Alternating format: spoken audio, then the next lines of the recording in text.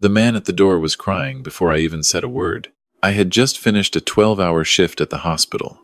Not as a doctor, not as anyone important.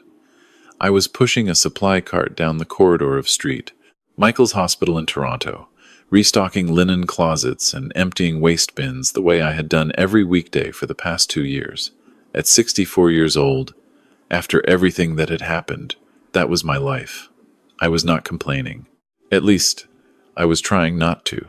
It was a Thursday in February, one of those gray Toronto afternoons where the cold settles into your coat before you even step outside.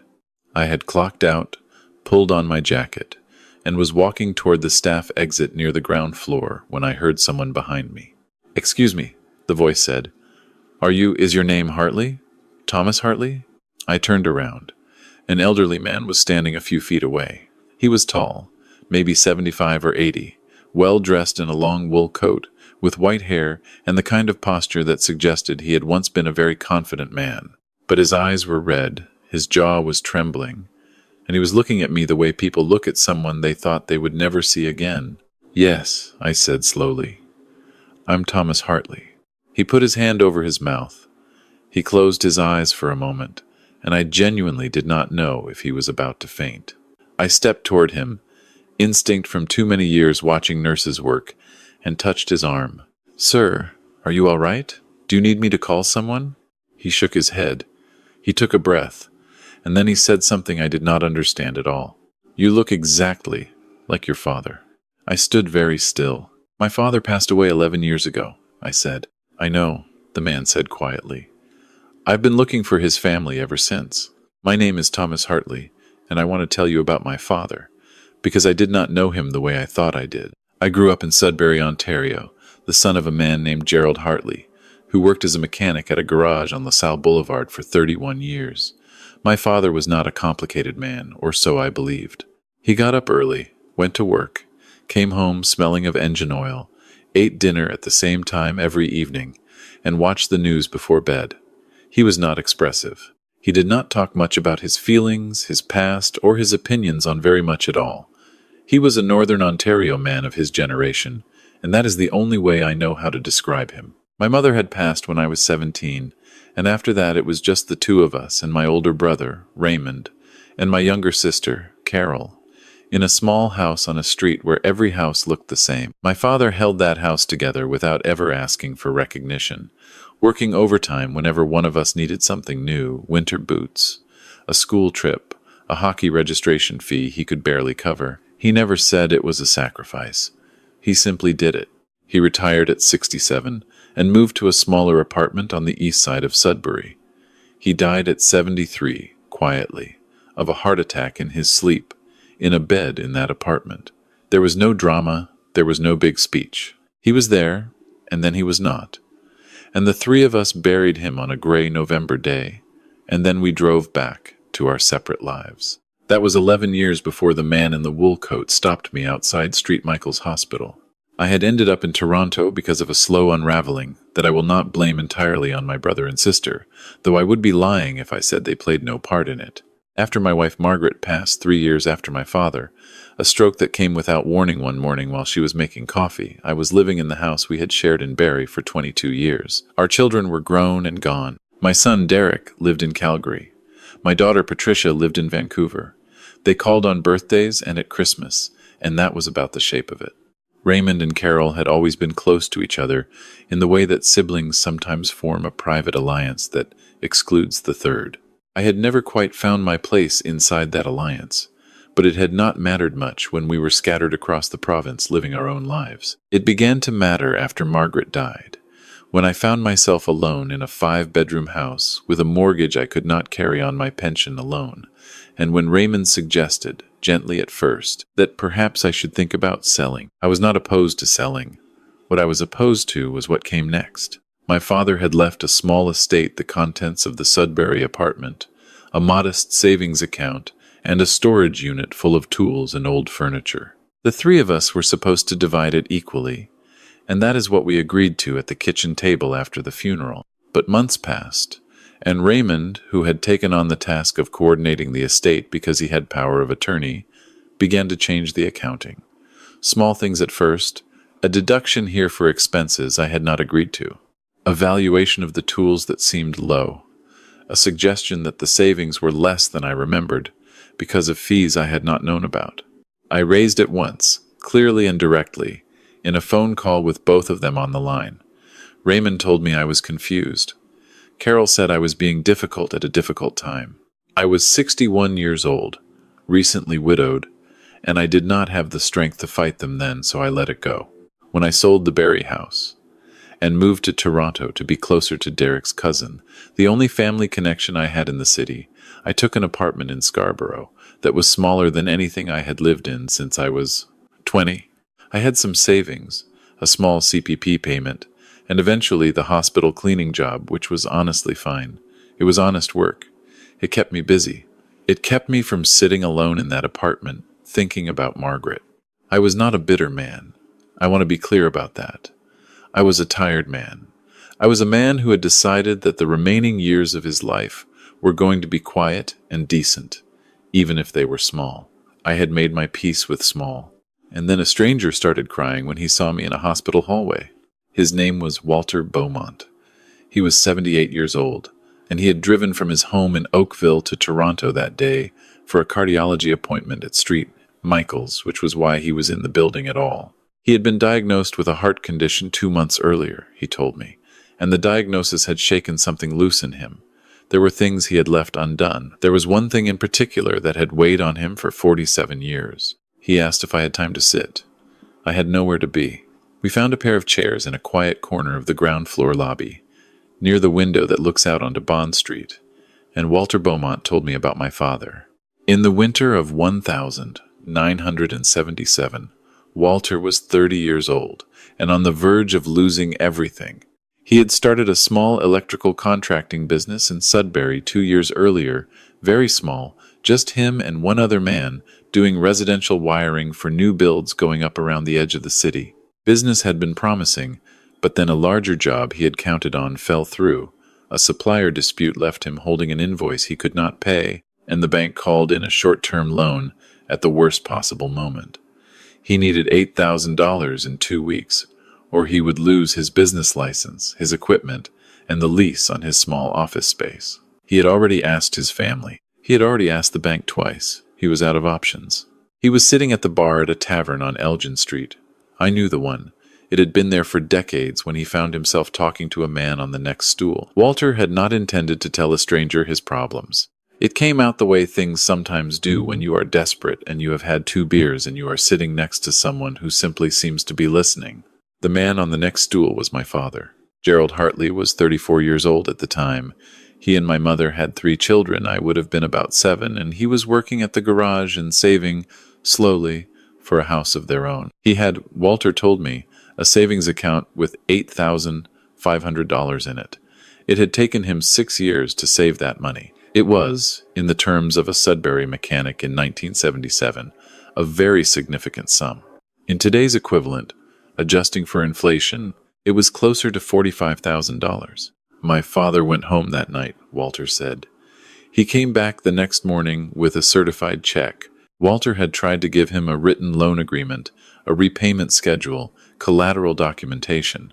My father had refused all of it. He told Walter that if the business worked out, he could pay him back when he was able. If it did not work out, then they would call it a kindness and leave it at that. He said one other thing that Walter repeated to me word for word, because he had never forgotten it. He told me, Walter said, leaning forward in the lobby chair, that he had a family to take care of, so the money mattered. But he also said that a man who won't help another man when he has the means to do it has already lost something more important than money. I did not speak for a moment. I was looking at the gray February street outside the window and thinking about my father sitting at a kitchen table in Sudbury, telling my mother he had given away their savings to a man he met in a bar. I thought about what that conversation must have been like. I thought about the fact that he had never said a single word about it to any of us. Not ever, not even in the last years of his life, when we would sometimes sit with him in the Sudbury apartment, and he would talk a little more freely than he used to. He never told anyone, I said. No, Walter said. I know he didn't. I tried to find him afterwards. I'll tell you about that in a moment. But I want to tell you what happened next. Walter's business survived. Within 3 years, it had grown to 12 employees. Within 10 years, he had expanded to Sault Ste. Marie and then to Sudbury North. By the mid-90s, Beaumont Electrical was operating in 6 Ontario cities, doing commercial and industrial work, and was worth considerably more than a bar conversation in 1977 would have suggested. Walter had repaid the $8,000 within 18 months of receiving it. He had mailed a money order to the address my father had given him with a letter of thanks. The money order was cashed. The letter was never answered. In 1983, Walter had hired a man to find Gerald Hartley. The man came back with a Sudbury address that turned out to be wrong. My father had moved that year when my mother got sick and they needed a cheaper rental. In 1991, Walter tried again through a different avenue and was told my father had moved to an apartment, but the address he was given was for a Gerald Hartley in North Bay, who was a different man entirely. By then, my father was not listed, had no particular web presence, and lived quietly in a way that made him genuinely difficult to find if you did not already know him. Walter had never stopped thinking about it. He had set aside, in a holding account, an amount he considered a fair share of what Gerald Hartley's generosity had made possible. He had calculated it the way a business person calculates a debt, not just the principal, not just interest, but something closer to what the contribution had actually been worth. He had updated this figure over the years. He had never spent it. It sat in an account, untouched, waiting for the day he found the man who deserved it. When my father died, Walter had not known. He had made one more attempt to find Gerald Hartley in 2019 through a service that searched public records and was told that a Gerald Hartley born in 1,943 inches Sudbury, Ontario, had died in 2013. Walter told me that when he read that, he felt a grief he had not expected for a man he had spoken to only once. Then he had begun to look for the family. It had taken 4 more years, one inheritance record search, and a municipal employment database that showed a Thomas Hartley working at St. Michael's Hospital in Toronto to bring Walter Beaumont to a lobby chair beside me on a Thursday afternoon in February. He reached into the inside pocket of his wool coat and took out an envelope. He held it without opening it for a moment. "I'm not a well man," he said. "My cardiologist has given me a realistic picture of what the next 2 years look like, and it's part of why I came today instead of waiting any longer. I should have found your father. I'm sorry I didn't, but I want to do now what I should have been able to do then." He handed me the envelope. Inside was a letter, on Beaumont Electrical letterhead, and a bank draft. I looked at the figure on the bank draft, and I put it down on my knee and looked at the gray street again for a long moment, because I needed to look at something ordinary. The amount was $230,000. I did not cash that bank draft for 6 weeks. I brought it home to my Scarborough apartment and put it on the kitchen table and made myself a cup of tea and sat looking at it for a long time. Then I put it in the drawer where I kept my important documents, between my passport and a photograph of Margaret, and I went to bed and did not sleep well. I was not suspicious of Walter Beaumont. I had looked him up that same evening. Beaumont Electrical was a real company, easily found, with a long history in Ontario, and Walter himself appeared in several old business articles from the 90s and early 2000s. Everything he had told me was verifiable, and I verified it carefully over the following days. I spoke to a lawyer, a quiet man in Scarborough who handled estate matters, and who looked over Walter's letter and the bank draft and confirmed that it was legitimate, that there were no conditions attached, no legal entanglement, nothing to sign away. What I needed the 6 weeks for was something else. I needed to decide what kind of man I was going to be. Because my brother Raymond called me 3 weeks after I met Walter. I do not know how Raymond found out. I had not told anyone. Walter's letter was private, but Raymond had a way of knowing things. Or perhaps he had heard it from someone at the hospital. Or perhaps it was simply the kind of coincidence that feels like it has meaning when it happens. He called on a Sunday afternoon, which was unusual, and his voice was the careful, measured voice he used when he wanted something. He said he had heard I had come into some money. He was not accusatory. He was warm, even. He asked how I was doing, said he had been thinking about me, mentioned that Carol sent her love, and then, gently, he moved toward the point, which was that our father's estate had perhaps not been divided as fairly as it should have been, that he had been thinking about that, that he felt there was something owed to me, and that if I was now in a position to perhaps look at things differently, there might be a conversation to have about all of it. I let him talk. I did not interrupt him. When he was finished, I said that I appreciated the call and that I would think about what he had said. Then I hung up and sat in my kitchen and thought about my father, who had given away 6 years of savings to a man he met once, because he had the means to help and chose to use it. I thought about what my father's money had built, not just Walter's business, but the 12 employees who fed their families, the commercial buildings wired across northern Ontario, the 47 years of compounding consequence that began with a certified check and a refusal to take collateral. I thought about Raymond and Carol. I thought about what they had taken. I thought about whether I was the kind of man who made them account for it, or the kind who let it go. I thought about it for 3 more weeks. Then I made 3 decisions. The first was that I called Raymond back and told him, politely and clearly, that I had considered his suggestion and that there would be no conversation about money. I told him that what had come to me because of our father's character, and that our father's character was not something Raymond had ever shown much interest in honoring. I did not raise my voice. I did not list grievances. I said what I had to say, and I wished him well, and I meant it, in the way that you can mean someone well, while also meaning to have very little further to do with them. The second was that I called Walter Beaumont. I had his number from the letter. I called to tell him that I had cashed the bank draft, and to thank him in a way I had not been able to do properly in the hospital lobby. We spoke for nearly an hour. He told me more about the years he had spent trying to find my father, and I told him things about my father that I thought he would want to know, that Gerald Hartley had been a decent man his entire life, that he had raised 3 children, mostly alone after my mother's illness, that he had retired without fanfare and died without drama, which was exactly how he would have wanted it. Walter was quiet for a long time after I said that. Then he said, "I always knew he was that kind of man. You can tell sometimes, in a single conversation." The third decision took me the longest to make, and it is the one I am most certain about. There is a community organization in Scarborough called the Bridgepoint Neighbors Fund.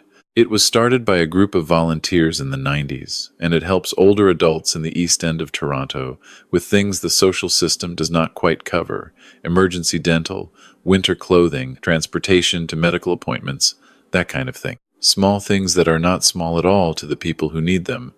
I had heard about it from a woman at the hospital who volunteered there on weekends. I contacted them in April. I told them I wanted to make a significant donation and that I wanted it used to establish something ongoing, something with a name attached to it. We worked out the details over several meetings. The language we settled on for the fund was simple: the Gerald Hartley Community Support Fund, for older adults in Scarborough who need help with the things that fall through the cracks. The donation I made was $180,000. I kept $50,000 for myself, enough to leave the hospital job if my body asked me to, enough to visit Derek in Calgary and Patricia in Vancouver and not worry about the airfare, enough to feel, for the first time in a long time, that the years ahead were something to look forward to rather than something to endure.